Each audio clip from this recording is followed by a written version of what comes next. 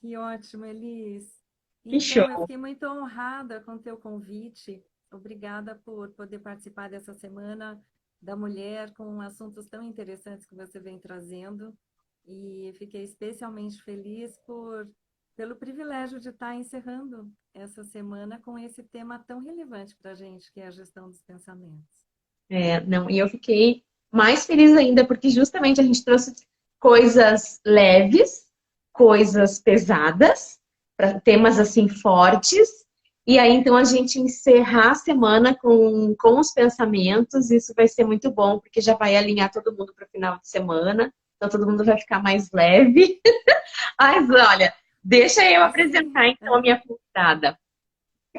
Quero te apresentar para o povo que não te conhece. Vai ficar gravado depois, então a gente sabe que as pessoas, muitas assistem depois, né? Então vamos lá. Ela é especialista em autoconsciência e autogestão. É uma pesquisadora da mente humana e fundadora da Luminária Brasil. Conduz processos de life mentoring. O meu inglês é perfeito. Facilita grupos de mind e handfulness. Sei lá se falei certo. Realiza Mindfulness. palestras, workshops e retiros urbanos. Ela se autodefine como aprendiz da vida e, com base no trabalho de autoconsciência, vem ajudando muitas pessoas a se conhecerem melhor e a se desenvolverem de dentro para fora. Ela é a maravilhosa Sinara Basta. Ai, Elis, te agradeço a generosa apresentação. Eu queria dar um abraço muito grande nas pessoas maravilhosas que estão aqui acompanhando a gente do meu coração, que me acompanham há um tempo, André Luiz, o Paulo, eu vi agora, a Gislaine, né, a Beth, o Marcos, que é, nossa, meu apoio incrível, assim, nem tenho como agradecê-lo toda a facilitação que ele me traz no trabalho do dia a dia. Então, quero mandar um abraço grande para essas pessoas que já estão conosco e te agradecer mais uma vez, né, pela oportunidade, por essa tão gentil apresentação. Eu trabalhei antes disso muito tempo na área do design, né? E então muitos me conheceram dessa época, onde eu estava à frente de uma empresa dedicada à identidade empresarial. E num certo momento da minha vida, muitas coisas aconteceram, coisas muito profundas, né? Se a gente tiver tempo, oportunidade, depois eu posso falar um pouco sobre isso. E me trouxeram para esse lugar onde eu estou hoje, né? Então, de identidade empresarial, eu fiz uma opção de aprofundar meu foco para começar a trabalhar com identidade humana, até porque isso passou a fazer mais sentido para mim.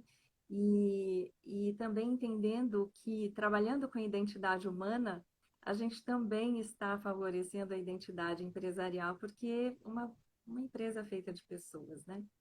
E pessoas que estão bem consigo, bem alinhadas, com uma visão clara, com valores bem estabelecidos, aí sim essa empresa prospera. Né? Então, Show. e tem tudo a ver com essa questão dos pensamentos, né? Porque para a gente estar bem, meu Deus, os pensamentos têm um papel fundamental no nosso bem-estar. Então, eu já ia te perguntar sobre isso mesmo, de como acalmar, né, a mente que está ali negativando e fazendo aquele barulho e a gente conseguir essa paz interior, né? Se existe algum exercício que se faça no dia a dia para a gente dar uma acalmada nisso, Uhum. como é que funciona todo esse processo? Ótimo, Elis. Tem alguns caminhos, né? E o caminho mais conhecido, infelizmente, é o caminho da pílula, é o caminho medicamentoso, infelizmente, né? E por que que esse é o caminho mais conhecido? Porque a gente desconhece o nosso próprio caminho interno, a gente desconhece a mente como um recurso nosso. E aí nós lidamos com o efeito da mente, com o sintoma da mente, que são os pensamentos recorrentes. Como nós desconhecemos a mente, a gente fica brigando com esses pensamentos. E quanto mais a gente briga com eles, mais eles crescem. Porque, de fato, os pensamentos esses barulhentos, né, esses que tiram nosso sono, que nos desestabilizam emocionalmente, que nos impedem de raciocinar com clareza, na verdade é um sintoma da mente pedindo socorro, pedindo ajuda para encontrar saída para aquelas situações que estão angustiando. E para quem essa mente está pedindo ajuda e socorro? Né? Essa é uma pergunta interessante. Sim. Né? E se o pessoal puder ir comentando, né, para quem eles acham que essa mente está pedindo socorro? Às vezes, eles, justamente por nos desconhecermos, a gente vai ficar ou num grito silencioso e abafado dentro de nós, né? Um pedido de socorro que não sai, então ele fica ruminando dentro de nós. Ou então a gente até busca essa ajuda fora de nós. E é importante que isso aconteça quando não temos instrumentos internos, né? Mas a ideia da nossa evolução é justamente nos conhecermos melhor para que a gente possa fazer essa autogestão, né? E ter menos dependência externa. Porque, de fato, só você, né, num sentido mais profundo, consegue trabalhar as entrelinhas do teu próprio ser. O que você está sentindo, o que você está pensando, o que esses pensamentos que vêm reforçam sentimentos que talvez já estivessem ali marcados na tua história, né? Dores, ressentimentos, angústias, preocupações futuras, né? A nossa vida, ela é viva e a nossa mente também. Né? Mas a nossa mente tem aspectos como memória e como imaginação que a gente não domina, né? E talvez nem sei se domínio seria a palavra correta, porque pressupõe na nossa cultura algumas coisas de controle de novo, né? Sim. E Ó, tem um tem um comentário comentário aqui. aí, né? Eu não estou conseguindo ler.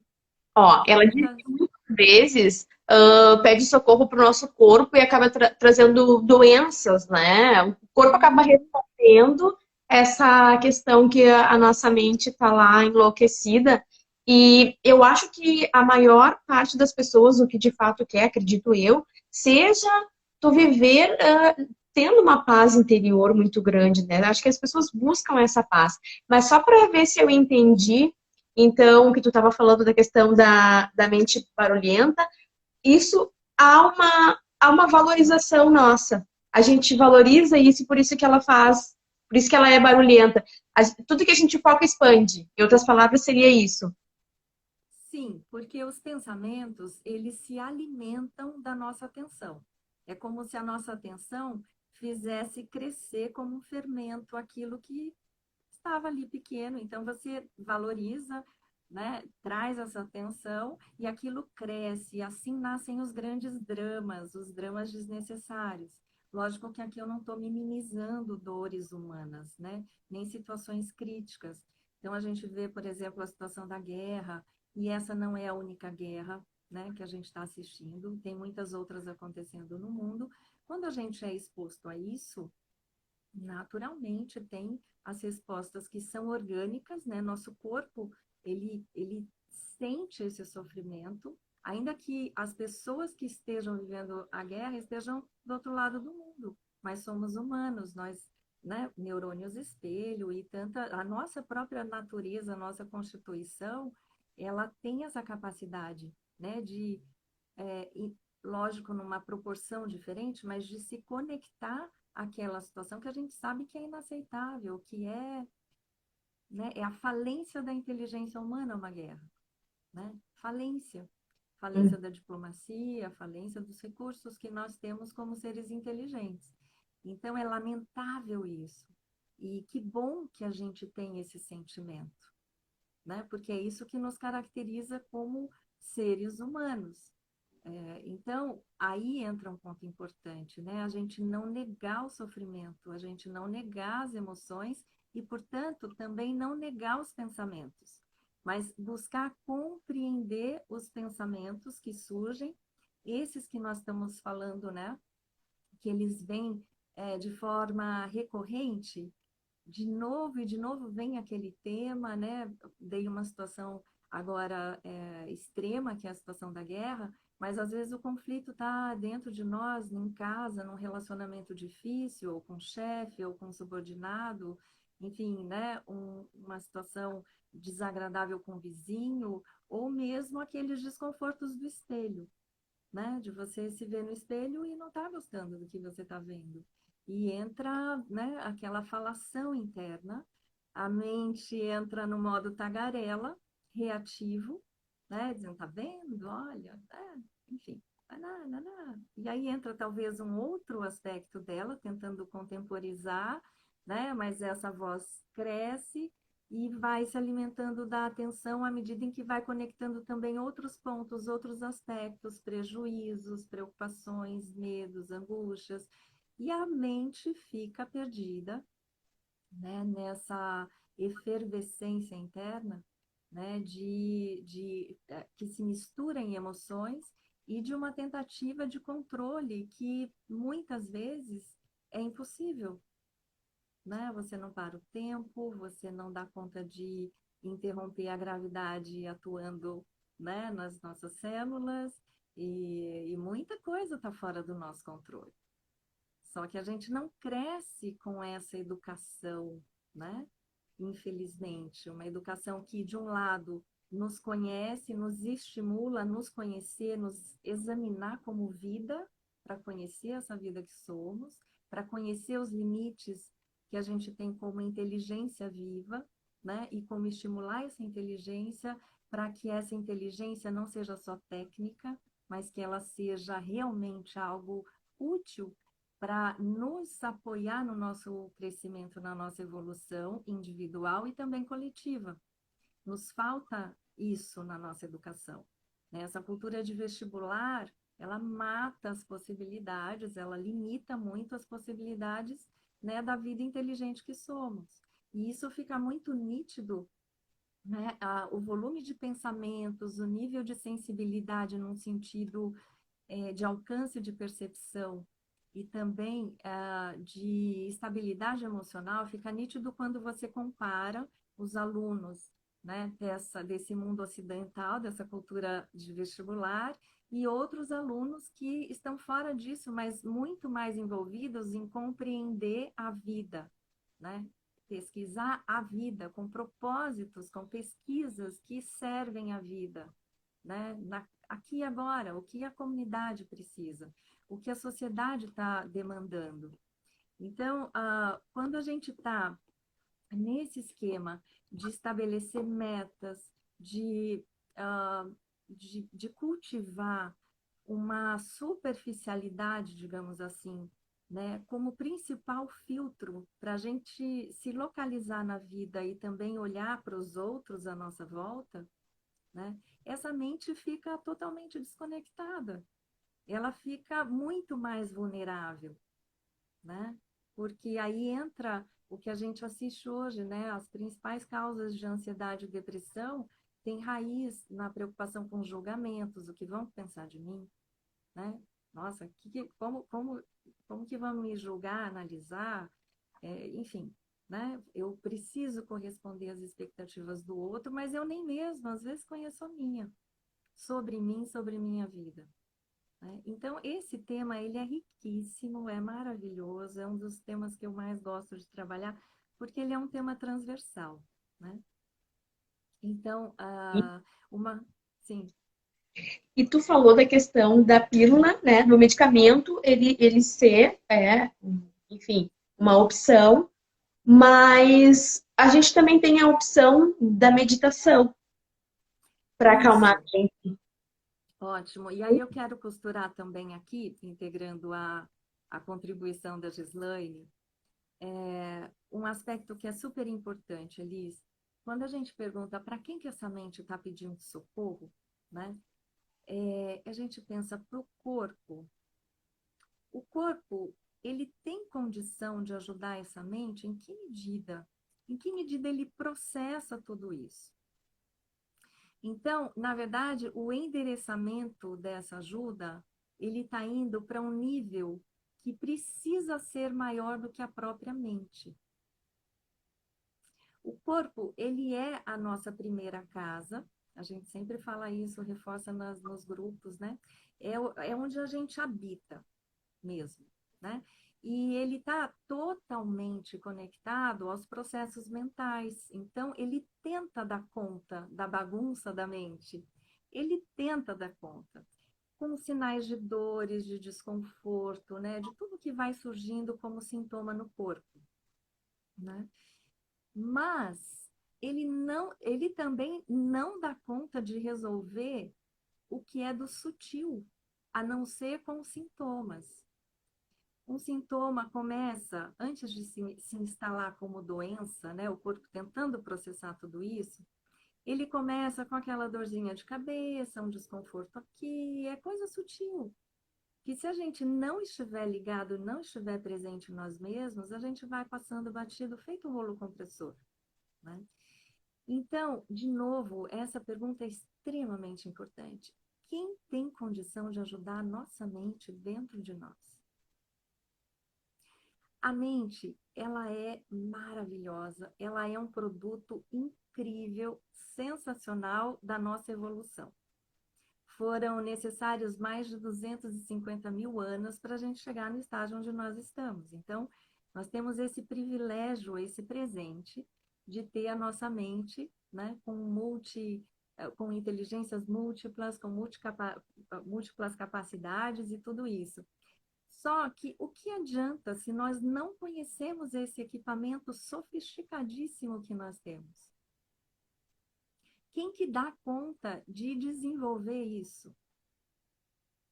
Tem que ser uma instância superior. Que instância superior é essa? É a nossa consciência. É só a consciência que dá conta de, num momento, né, que a mente está borbulhando, falar, não, respira. Tem muita gente que brinca com isso, né, agora. Se tornou meio moda, vai, respira, respira. Pira e não pira. Respira e não pira. Pois é, mas é só uma instância maior, né? Que dá conta de lembrar de respirar, calma, calma, isso é realidade ou é fantasia o que está acontecendo comigo? A minha mente se perdeu numa projeção do futuro, né? Ou eu estou presa numa condição de passado, onde é que eu estou? Então, quando você, consciência, se dá conta de que está se enredando de novo naquela lama, né, dos pensamentos recorrentes, que eu costumo dizer que é um lodo onde a gente encalha, né? E se você permanece muito tempo olhando por ali, fica cada vez mais difícil de você sair como numa areia movediça mesmo, né? Porque você vai se enrolando naquilo, um pensamento puxa o outro, puxa o outro, puxa o outro, de repente você está já, né, com o lodo aqui na ponta do nariz e sem condição de pedir socorro.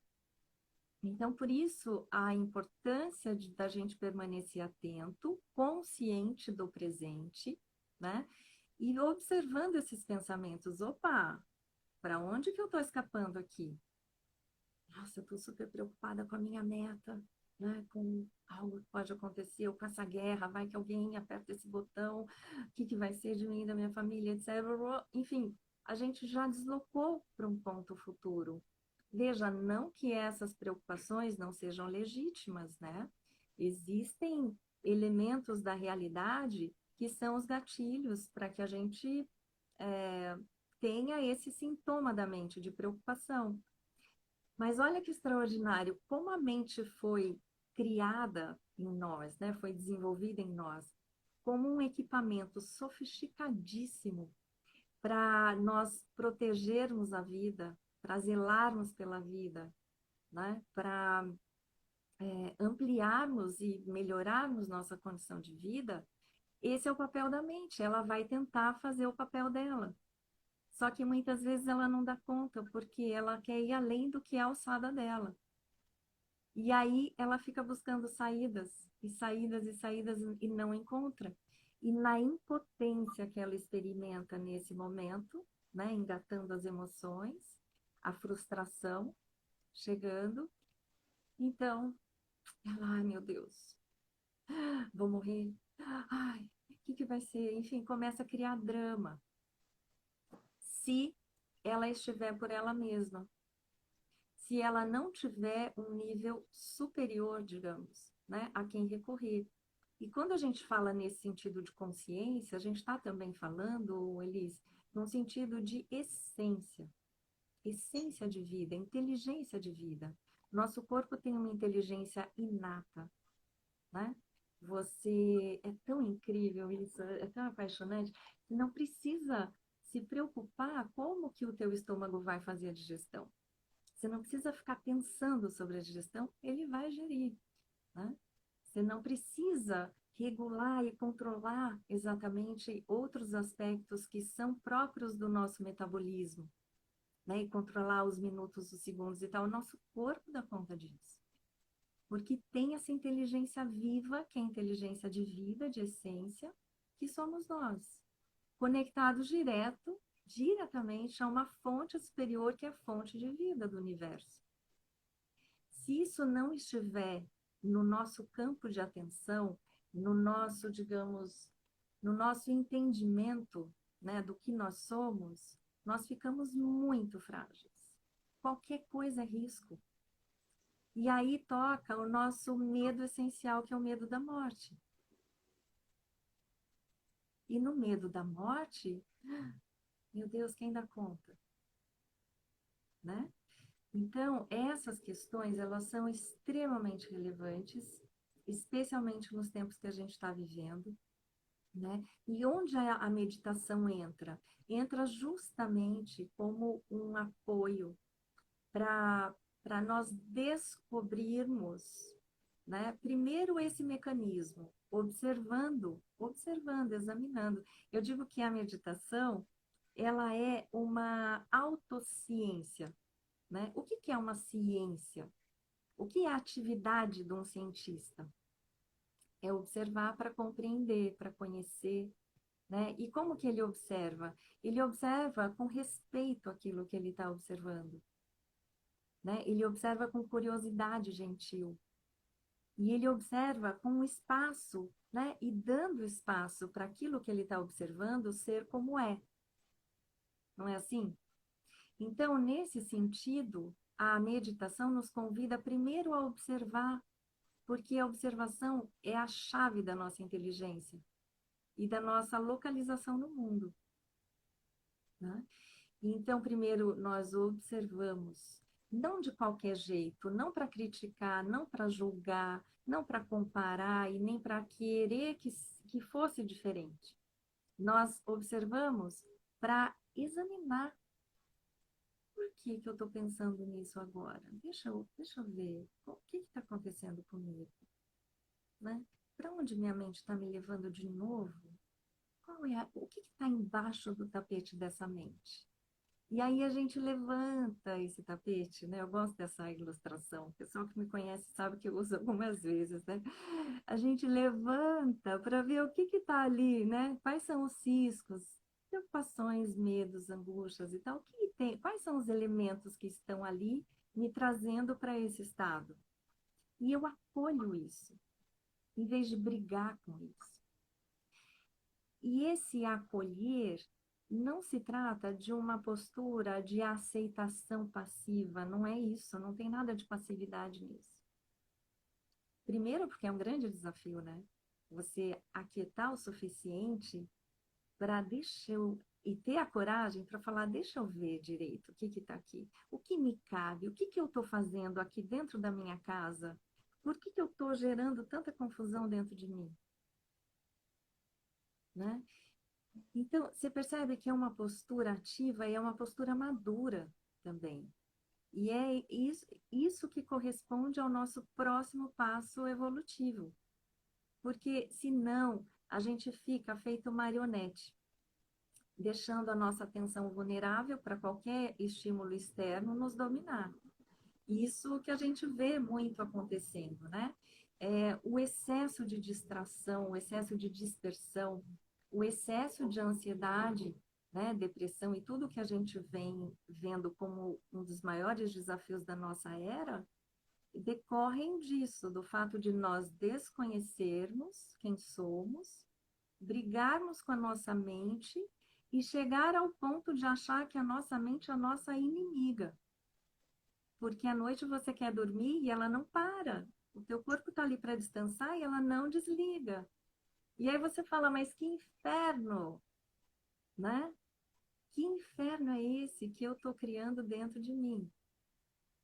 Tu sabe que hoje estava fazendo um evento que era... Atendi lá uma série de, enfim, advogadas, eram no escritório de direito. E aí, e umas três do evento disseram isso. Chega à noite, eu não consigo dormir. Eu tenho insônia, a minha mente não para de trabalhar, eu fico assim, as ideias não param de fluir. Uhum, uhum. Não é sempre, Pois, mas eu vou dizer que tem muitos dias do meu mês, uhum, tem pelo menos uma, duas vezes na minha semana, que me acontece isso também. E eu tenho um grupo com duas colegas diretoras que eu já há muito tempo tento, entre aspas, meditar. Porque eu acho muito desafiador, mas eu tento. E as gurias, elas nem tentam, elas falam, não consigo, não é pra mim, todo mundo fica numa inquietação, já me dá um estresse, eu quero sair correndo, e a coisa do, antes a gente achava que, eu, né, achava, e acho que muita gente acha de forma errada que a meditação é para esvaziar a mente, e na verdade é para que tu perceba, te perceba no tempo presente, né? Para que tu te sim, perceba naquele... essencialmente sim. Com o tempo, você vai descobrindo um caminho dentro do processo meditativo, isso se desdobra naturalmente, a ponto de você encontrar um estado de paz interior. Digamos assim, você encontra o teu caminho para o centro. E isso é natural, né? Até que isso Isso existe. aconteça, isso existe, mas não é num sentido de esvaziar a mente. Eu acho que esse termo gera muita confusão, né? Porque se a gente for pensar, como é que você vai esvaziar a mente? Você vai jogar todas as suas memórias fora?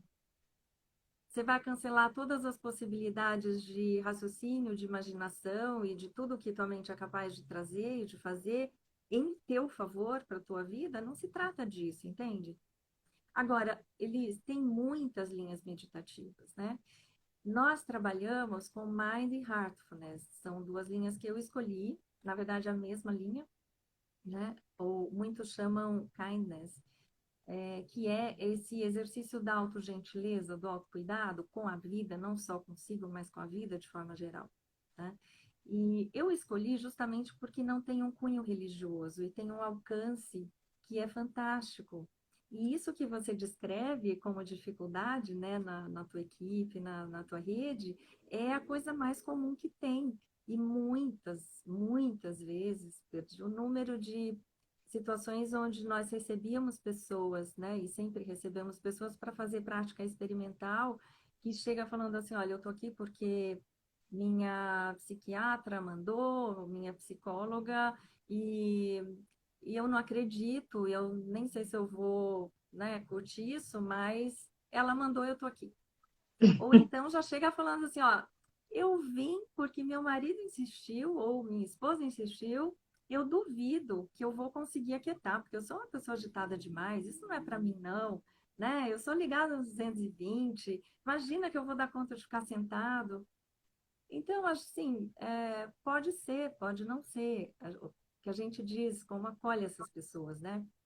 Você está disposta a experimentar? Se houver essa disposição, né, experimenta a prática. E, curiosamente, eu posso dizer que, olha, talvez para não falar 100%, mas 99, 98, 99% das pessoas que vêm experimentar com a gente conseguem entrar na prática. Porque é um caminho, é um acesso facilitado, né? Onde a gente integra o corpo, né? A gente vai caminhando de fora para dentro, para essa quietude, esse silêncio, né? Tem um jeito de conduzir que facilita isso, né? E à medida em que você praticar, você vai percebendo que isso é mais e mais possível, Só que aí a gente cai num outro desafio que é a disciplina. É a disciplina. E é o mesmo desafio que essa pessoa que está perdida nos pensamentos recorrentes talvez tenha. Porque uma das medidas para silenciar ou, digamos, suavizar, né, essa recorrência que vai te afundando no atoleiro é você se trazer para o presente. Como? Primeira coisa é lembrar que o teu corpo não viaja no tempo. Teu corpo está exatamente aqui agora onde você está respirando. Então, nesse sentido, o corpo apoia, né? Nesse sentido, ele pode ajudar sim a mente quando ela pede socorro. Respirando de uma forma mais profunda e sintonizando os pés. Onde os pés estão, onde o corpo está, eu estou. Lógico, né? Essa ressalva é importante, porque às vezes as pessoas ouvem a gente falando isso, volta sempre para o presente, volta sempre para o presente. O presente é a única coisa que existe, que é realidade, né? Passado já virou memória, o futuro ainda é uma fantasia, projeção, imaginação, possibilidade. O que você tem de real é esse instante onde você está respirando, ponto, né? Mas isso não quer dizer que em algum momento do teu presente você vai dedicar para planejar os teus passos, né, da tua vida prática. Então não é assim, agora eu só vivo o presente e abandono minha vida, seja o que Deus quiser, né? Deus sempre vai querer ter o bem, né? A gente sabe disso, mas é preciso que você também seja responsável. E aí, Elis, entra o segundo pilar do meu trabalho, que é a autogestão, né? E na autogestão a gente tem a gestão dos pensamentos. Como que eu ajudo a minha mente? Então, primeira coisa, voltar para o presente, né? Um outro ponto é você, se você estiver emocionalmente capaz naquele instante, ou seja, estável, e se você estiver tremendo em ansiedade, né, com crise de pânico, etc., você não vai dar conta de fazer isso. Mas se você estiver minimamente estável no campo das emoções, você pode, então, examinar os teus pensamentos e falar, espera, o que que eu efetivamente posso fazer em relação a isso? É da minha competência? Está no meu campo de ação? Porque às vezes a gente se ocupa, né, perde noites e noites de sono com questões que não são da nossa alçada, né? E qual é a utilidade disso? E aí a gente vai descobrindo outros aspectos nossos, né? Por exemplo, o apego, a necessidade de controle, né? E várias outras coisas que derivam disso. Então, olha a riqueza do ser humano, né? Eu acho tudo isso muito extraordinário, porque tem esse ponto-chave, que é um privilégio da nossa espécie, até onde a gente sabe, né, no planeta Terra, que é a possibilidade da autoconsciência. Essa é a ferramenta mais extraordinária que nós temos, que transcende a mente, tal como a gente reconhece e se refere a ela, que é a capacidade de você estar consciente de tudo isso que está acontecendo com você, inclusive os movimentos da mente, para onde vai, como que a tua atenção se move. Não é lindo isso? Gente, quem está aí nos acompanhando, vai dando um feedback para a gente, colocando também outras observações, ver se vocês estão nos acompanhando, se tem algum item, algum detalhe que vocês gostariam, né, que a gente se centrasse um pouco mais.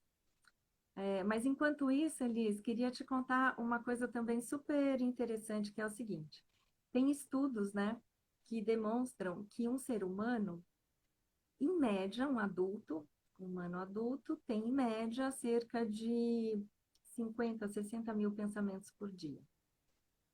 Em alguns casos, esse número pode até dobrar, dependendo da circunstância, dependendo, né, qual é o momento dessa pessoa. E o mais curioso é que cerca de 80% desses pensamentos Repetidos, né? são os mesmos, né? Coisas relacionadas às mesmas angústias, né? Eles se repetem nos mesmos temas, nos mesmos padrões. E olha como a gente fica aprisionado em coisas, digamos assim, desnecessariamente, só pelo fato de desconhecer as nossas ferramentas internas. Pelo fato de nos negar, né, aquele tempinho, 3 minutinhos, 5 minutinhos diariamente, para nos conhecermos, para nos observarmos, né, para nos acolhermos. Puxa, eu estou super angustiada com algo que está me acontecendo.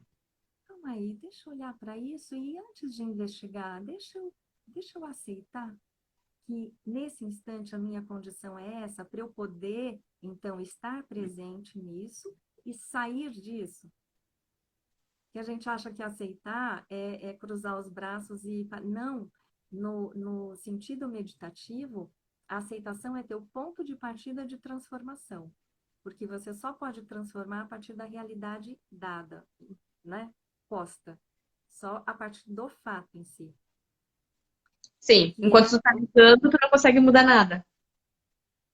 repete o que falhou o som para mim. Quando tu tá negando, tu não vai conseguir mudar nada.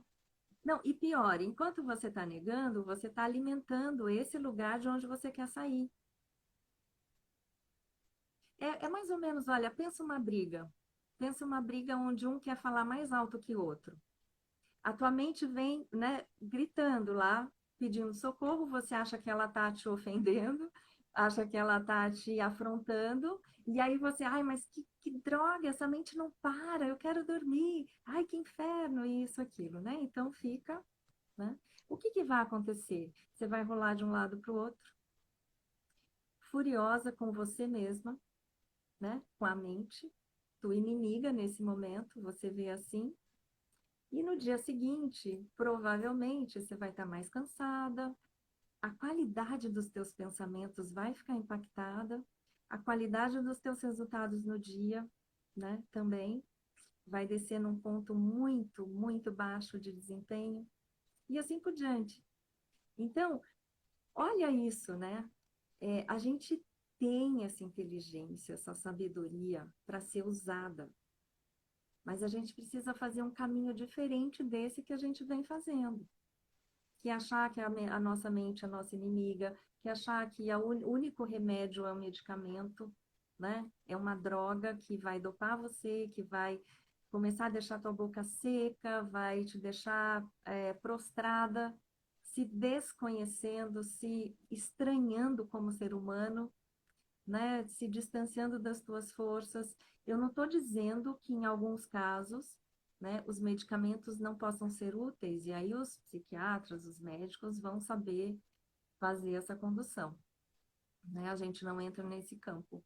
Mas eu tenho empenhado a minha vida, eles, para oferecer uma alternativa para as pessoas, né? Ou como um apoio para quem já está em tratamento, né? Ou como uma alternativa antes de chegar nesse recurso, digamos, mais extremo, né? Porque nós temos recursos internos, nós temos muitos recursos internos para explorar.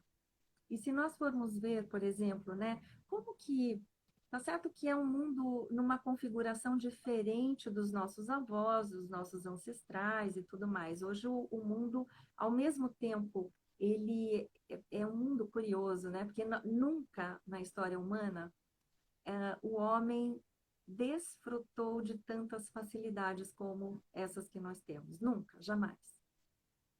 E, ao mesmo tempo, nunca foi tão adoecido internamente.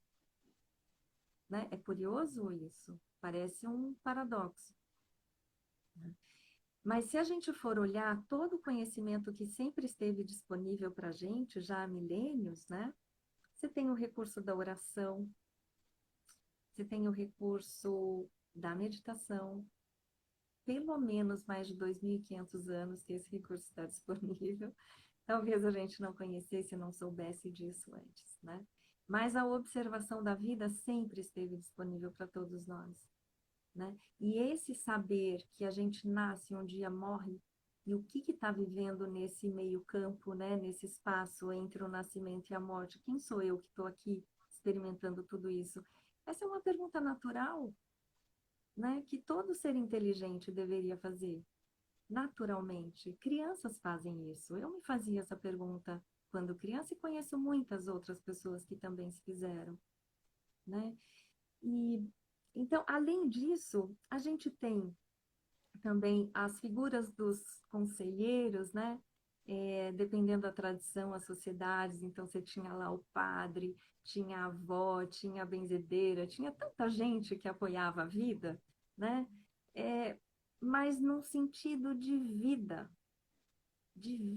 Eu acho que esse sentido de vida, nós nos reconhecermos como vida, como seres humanos que passam pelo processo da vida, experimentam o processo da vida, né, de diferentes maneiras, de acordo com como nossa realidade interna responde à realidade externa e vice-versa, como a gente cria a externa a partir da nossa interna, né? Essa dança.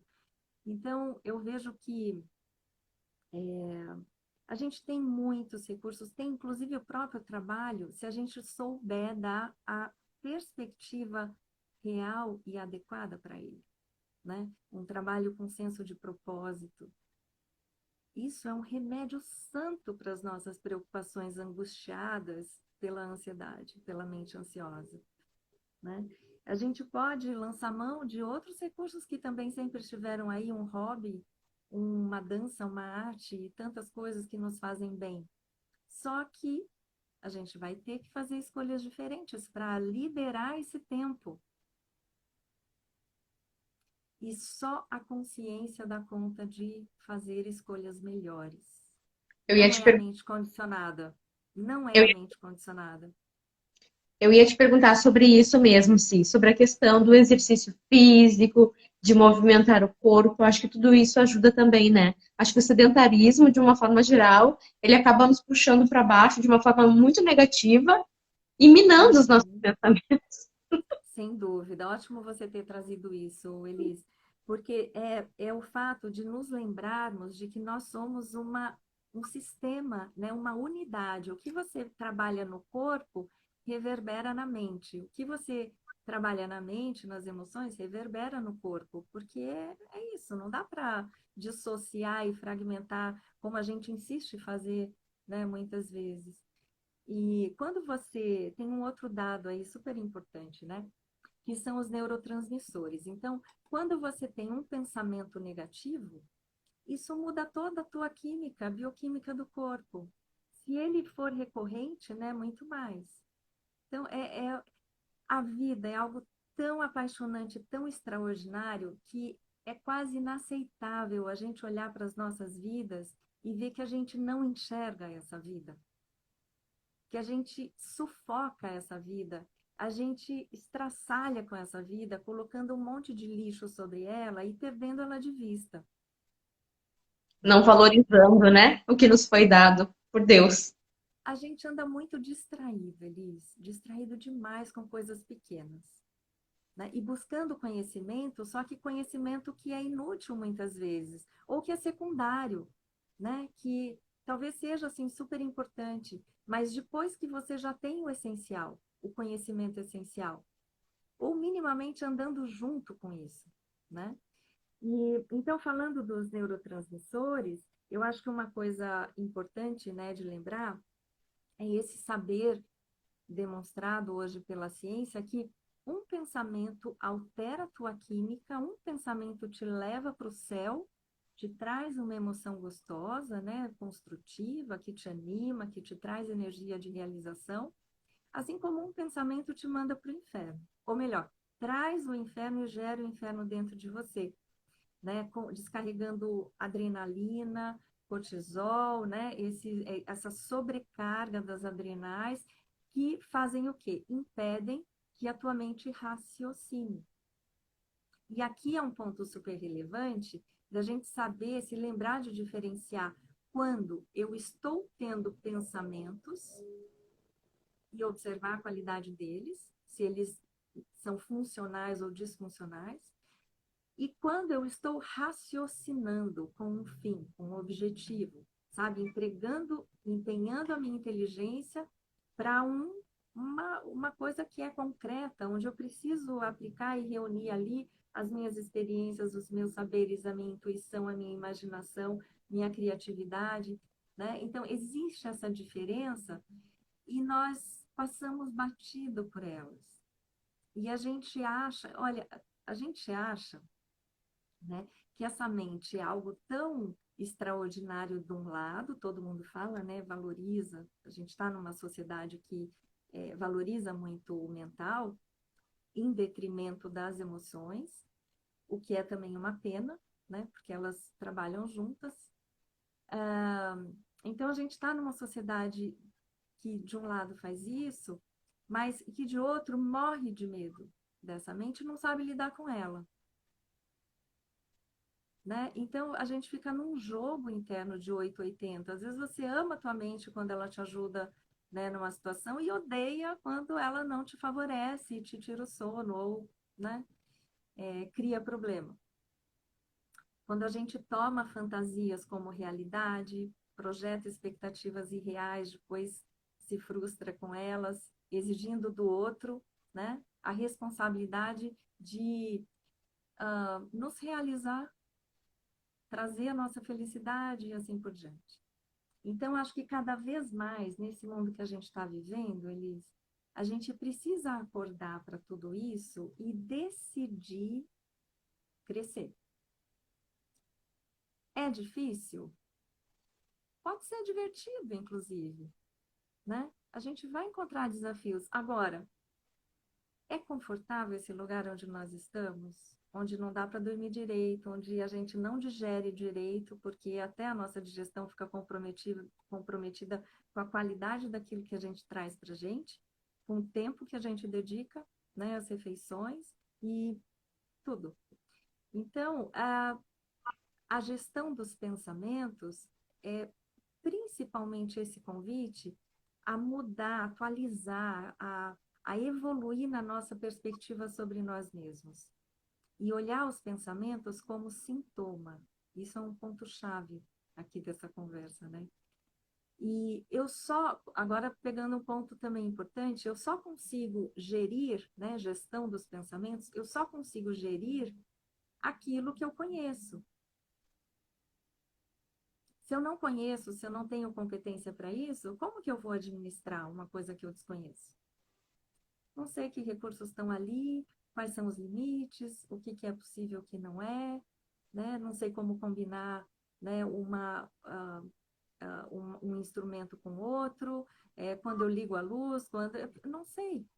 Eu pego um carro ultra sofisticado e não sei guiar.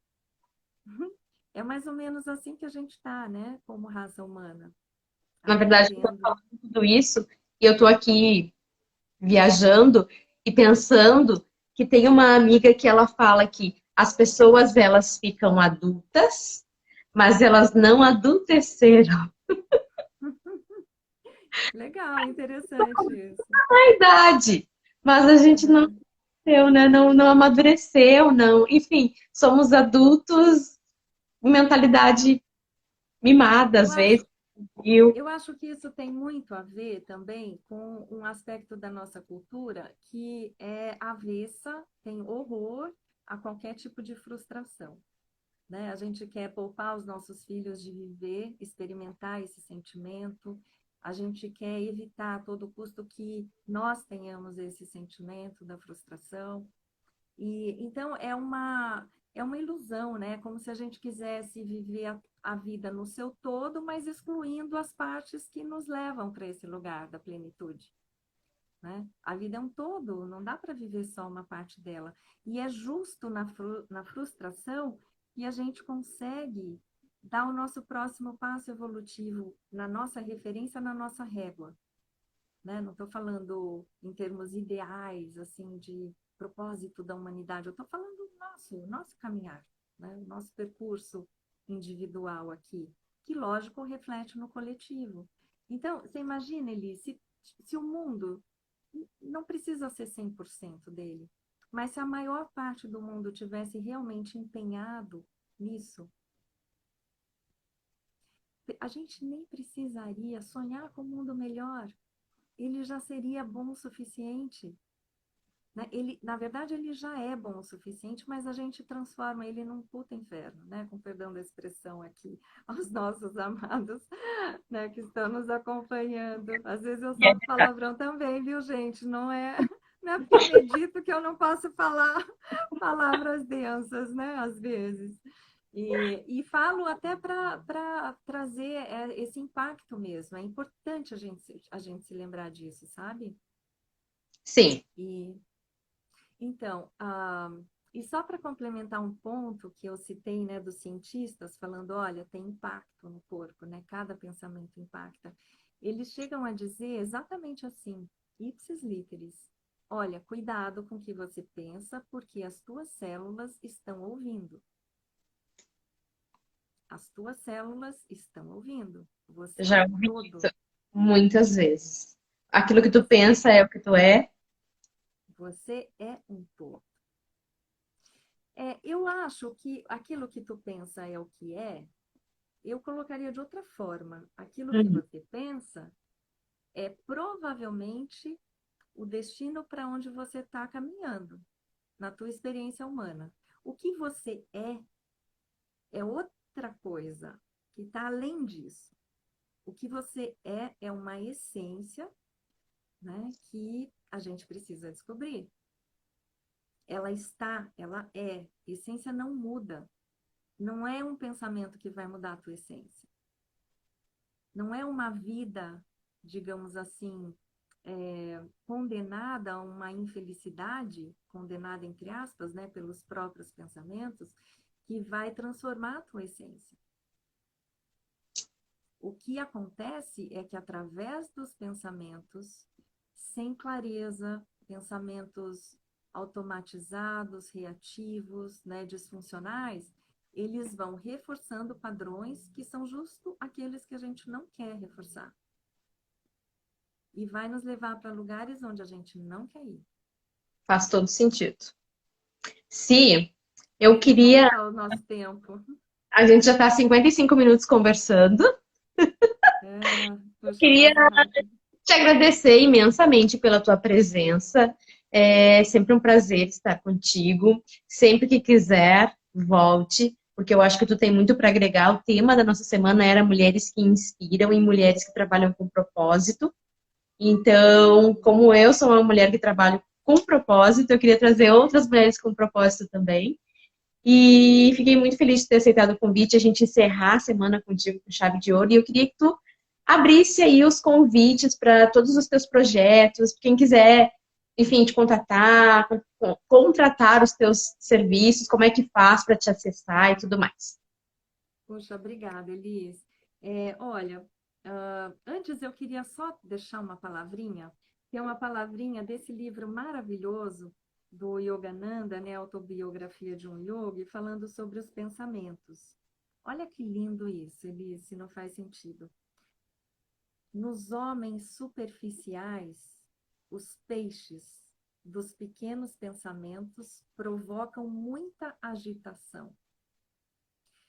Mas nas mentes oceânicas, as baleias da inspiração mal encrespam a superfície. Então, eu já agradeço. Oi? É Profundo lindo, né? É lindo, demais. né?